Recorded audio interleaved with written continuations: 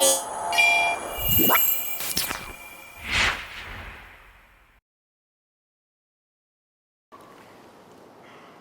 surah ke-14 ayat 7. Nah, tadi Quran surah ke-9 ayat 100 berapa tadi? 3.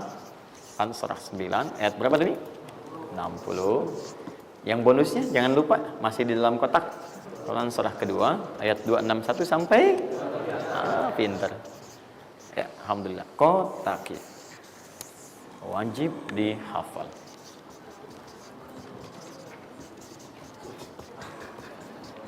Maksud saya di akhir pasti ada yang foto. Saat foto itu kalimat ini harus muncul. Jangan di capture, jangan di crop. Jangan di crop. Fokus. Nah, sekarang rezekinya sudah ada. Bagaimana Anda mendapatkan akselerasi dari peningkatan? Ya, baik sifatnya kuantitasnya ataupun juga nilainya. Terus. Ya, maka rumusnya kalau sudah dapat dari usaha itu, tadi kan usaha kan? Ya, ada usaha yang kedua. Masih ingat teman-teman yang punya rezeki siapa? Nah, sekarang Allah tawarkan, saya akan berikan kepada kamu, kata Allah, peningkatan dari usahamu dengan cara yang tidak terlampau susah. Kamu gak perlu kerja ini lagi, itu lagi, dan sebagainya. Tapi kamu tinggal mengimbangi saja. Kamu kerja, kamu amalkan juga yang ini. Apa amalan itu? Syukur. Perhatikan langsung redaksi dari Allah. Saya tidak akan menambah, mengurangi. La in syakartum la'azidannakum. Ingat, la in syakartum, kalau kamu bersyukur kepada saya, la'azidannakum, saya akan tambah bagimu. Jelas ya? Tambah di sini bukan menambah nominal. Ya, karena nominal itu akan tetap.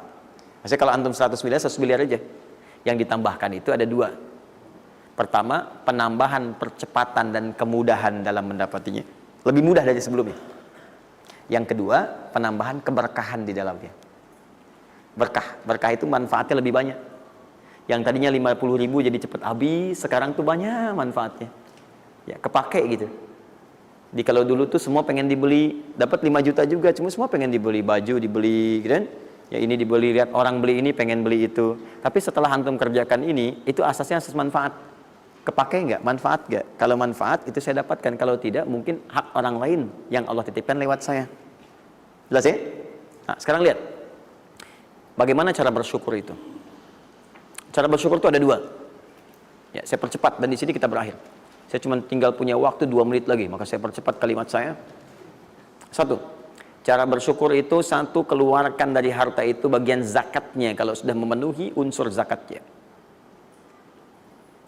Keluarkan dari bagian harta yang didapatkan. Kalau antum bekerja dapat gaji, dapat macam-macam, masuk nisabnya, muncul haulnya, kaidah pertama keluarkan.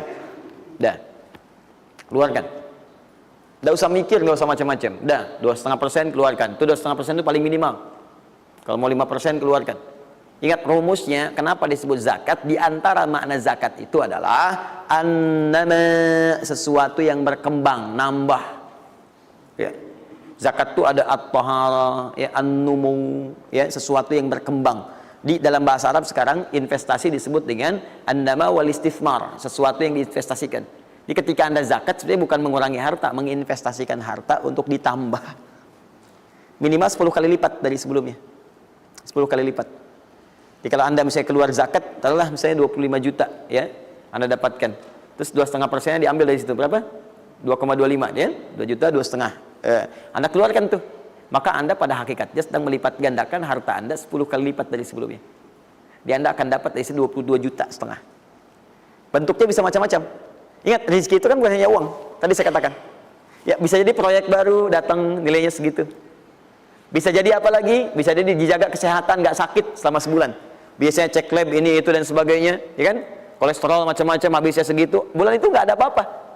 Terus Anda berkata, alhamdulillah nih sekarang saya kelihatan sehat, gini-gini, hasilnya positif. Padahal Anda itu dihasilkan lewat zakat, lewat macam-macam. Nah, misalnya nggak ada konflik, nggak ada masalah di hari itu, yang kalau diselesaikan nilainya 22 juta. Masa marah dengan istri macam-macam. Mama kenapa sih mah gini. Papa mau damai. S9 Note. Wah, beli S9 Note harga 15 juta ya, tambah lagi 7 juta laptopnya misalnya kan dan sebagainya. Misal, habisnya segitu juga. Jadi dijaga oleh Allah, mendapatkan penambahan, bisa berupa langsung nilainya, nominalnya, dapat proyek yang lain, atau dijaga untuk mendapatkan yang non materi tadi. Paham? Maka saya katakan pada Anda, kalau sudah ada kewajiban zakat, maka jangan berpikir menunda. Cepat berikan saat itu, maka seketika Allah akan lipat gandakan apa yang Anda telah usahakan itu. Jelas? Jadi yang pertama, kalau sudah ada kewajiban zakat, cepat ambil. Bahkan, nah ini saya mau ambil komitmen. Saya ambil komitmen. Siap mengikuti ini? Siap berkomitmen insya Allah? Bahkan Allah langsung meminta kepada yang punya otoritas atau juga teman-teman di sampingnya untuk saling mengingatkan. Bahkan kalau punya otoritas langsung ambil. Saking inginnya Allah harta orang itu tuh terus bertambah. Maka turunlah Quran surah 9 ayat 103. Khudh min amwalihim sadaqah tutahhiruhum wa tuzakkihim biha. Muhammad, kalau dia lupa atau yang lain, ambil aja deh. Ambil aja. Ambil dari harta dia itu kalau sudah mencapai nasabnya. Nisabnya sudah ada, haulnya sudah sampai, ambil. Apa tujuannya? Sedekah. Perhatikan, zakat disebut dengan sedekah. Sedangkan sedekah tidak disebutkan dalam rumus bahasa kecuali kullu ma'rufin sedekah. Semua yang baik-baik disebut dengan sedekah. Kata Allah, saya ambil itu bukan ingin mengurangi kamu, tapi ingin membuat kebaikan untukmu. Apa kebaikannya ya Allah? Wa tuzakkihim. Tuzakki dari kata zakat yang punya arti dua tadi, menyucikan jiwa, plus yang kedua menambah apa yang telah kamu dapatkan itu. Jadi kamu tuh jangan nanti kotor hati kamu karena terlampau banyak ini, fokusnya ke situ banyak tapi kamu nggak pakai. Maka saya biarkan kamu dengan mengeluarkan zakat itu supaya bersih hatimu, punya nilai berbagi dan tidak terlalu bergantung kepada harta dunia yang kamu akan tinggalkan kelak. Dan yang paling dahsyat, kalau kamu kerjakan, saya tambah kemudian kualitasnya, saya tambah keberkahannya, bahkan saya permudah untuk mendapatkannya. Lihat sampai sini. Bonus yang ini, nah, peningkatannya lebih dari yang pertama, 700 kali lipat. Ini minimal 700 kali lipat. Apa itu secara singkat? Infak.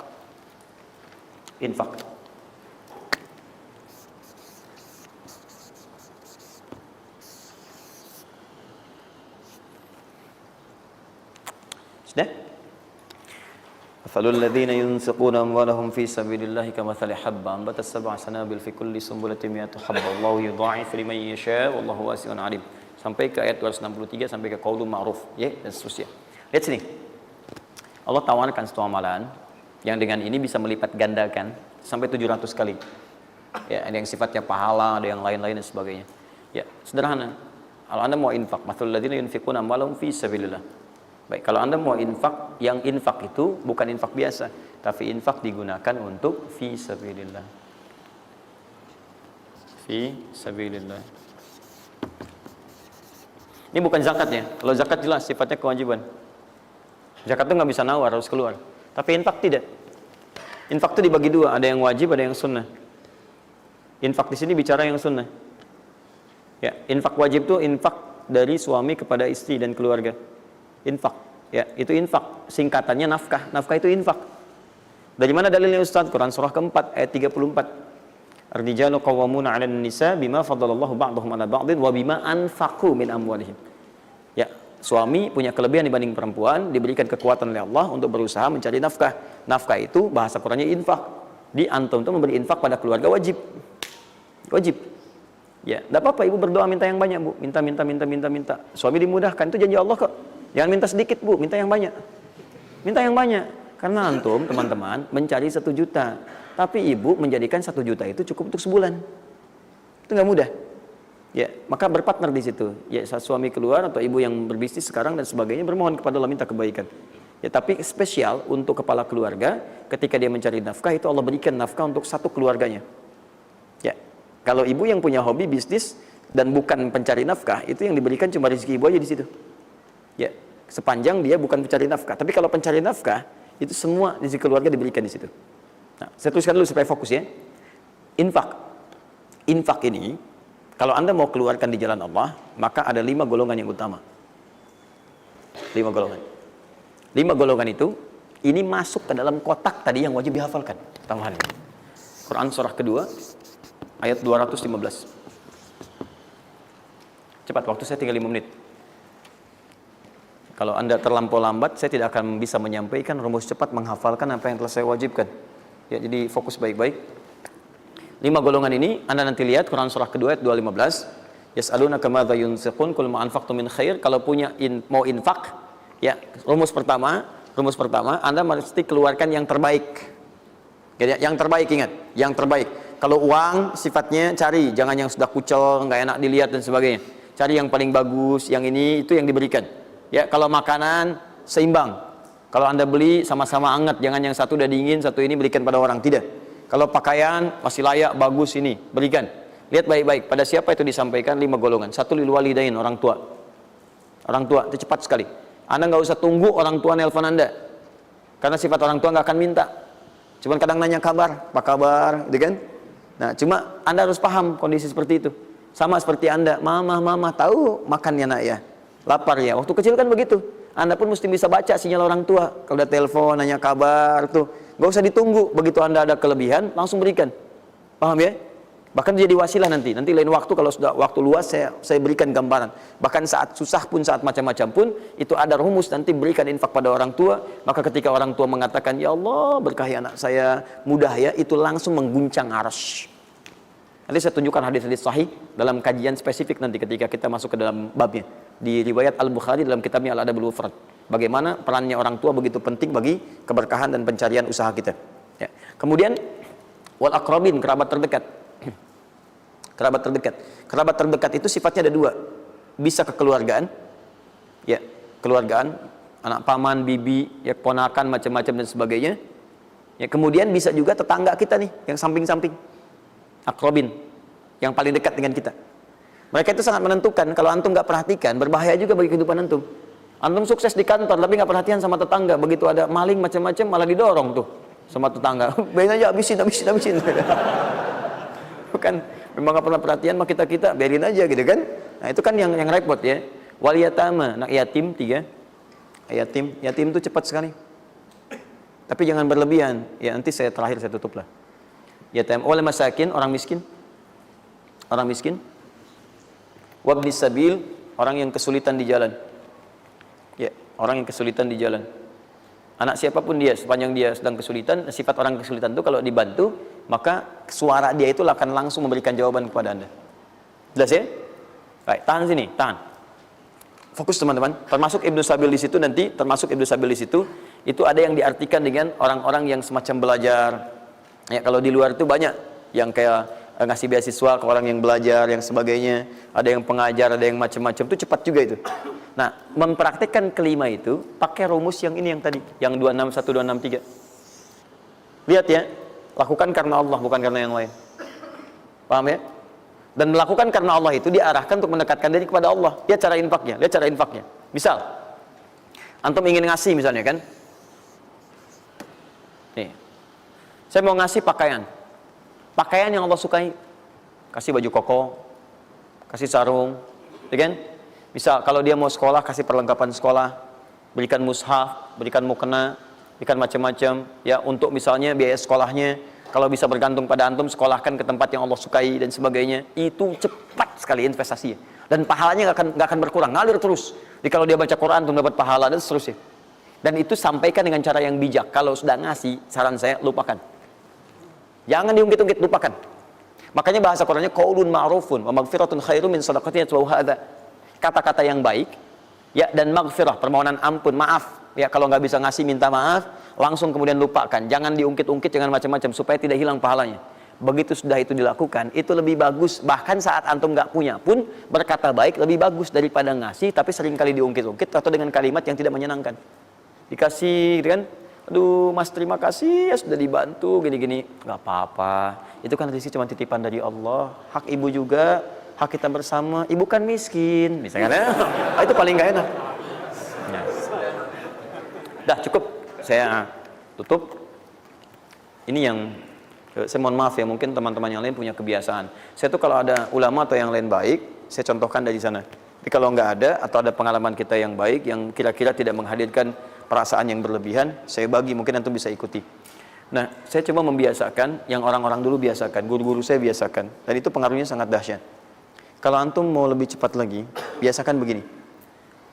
Menerima pendapatan dari manapun, walaupun bukan gaji atau apapun, cobalah antum keluarkan dari situ, niatkan sebagai sedekah. Saya ulang ya. Menerima berapa peser pun dari manapun pendapatan, coba antum keluarkan sebagai sedekah. Misal 2,5%, 5%, keluarkan aja. Bagi siapa. Demi Allah saya katakan, begitu antum kerjakan itu karena Allah, maka Allah akan merawat Anda dan menjadikan dunia kecil bagi Anda. Apapun yang Anda butuhkan, ada dan kecil sekali. Dan Anda sudah nggak melihat, nggak ada nilainya tuh dunia itu. Ya, jadikan kebiasaan itu. Kalau ada pakaian sudah Anda pakai, datang lagi yang baru, ini yang lama kasih aja, yang layak dipakai dan sebagainya. Seperti itu, biasakan. Begitu Anda biasakan, nanti Allah jadikan kecil dunia bagi pandangan Anda. Ada nilainya. Dah. Paham ya? Itu kalau antum mau ikuti silahkan, atau kalau mau bertahan di yang pokok silahkan. Saya sudah katakan, saya tidak akan menambah waktu lagi karena sudah jam 10. Pas 12 menit tadi apa yang saya minta. Dan saya tutup dengan kalimat, kalau ingin dimudahkan menghafal ayat-ayat yang disampaikan, maka caranya cuma dua. Satu, yakinkan antum bisa menghafalkannya. Yakin, jangan ragu. Bisa. Yang kedua, anggap mudah. Pokoknya kalau sedang ada merasa susah, mudah. Bisa insya Allah. Ya, siap? Ya, mudah atau susah? Yakin? Berapa ayat tadi? Sedikit. Itu banyak tuh jadi susah. Saya ulang, jangan pulang. Mudah atau susah? Mudah atau susah? Yakin? Berapa ayat? Luar biasa. Alhamdulillah. Baik teman-teman, saya kira cukup hari ini. Ini kita pembuka. Jangan khawatir, sekali lagi Anda yang tertinggal sudah saya siapkan. Ini ada 3 lembar. Insya Allah jadi panduan kita, bahkan jadi buku insya Allah. Ya. Kapan diberikan ini? Luar biasa. Baik ya. Subhanakallahumma bihamdika asyhadu an la ilaha illa anta astaghfiruka wa atubu ilaik. Wa akhiru da'wana alhamdulillahirabbil alamin. Wal 'afu minkum. Pintu masjid ini hanya ada 3. 1, 2, 3. Dan pekan depan pintu itu hanya dibuka dengan ayat-ayat Quran. Assalamualaikum warahmatullahi wabarakatuh.